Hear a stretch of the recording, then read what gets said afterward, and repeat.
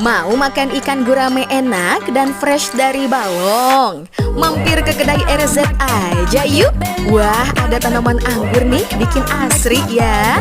Bisa lihat pemandangan jalan baru dan Balong dari rooftopnya. Tempatnya enakan buat nongki loh. Ada area lesehan juga nih. Kedai ini budidaya sendiri ikannya di Balong. Jadi kondisi ikannya tuh beneran fresh banget. Full dibakar dari kondisi mentah sampai mateng ya. Cukup bayar 100.000 udah dapat 1 ekor ikan gurame bakar dan nasi untuk 4 orang. Plus sambal lalap ya, jangan ketinggalan. Pakai bumbu kecapnya jadi lebih nikmat coy. Bisa pilih nasi putih atau nasi liwet ya. Cobain juga nih ayam penyet cabai ijonya. Wangi khas cabai ijonya berasa pisan euy.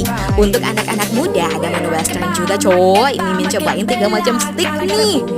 Ada chicken stick sauce barbecue, beef stick sauce black pepper, dan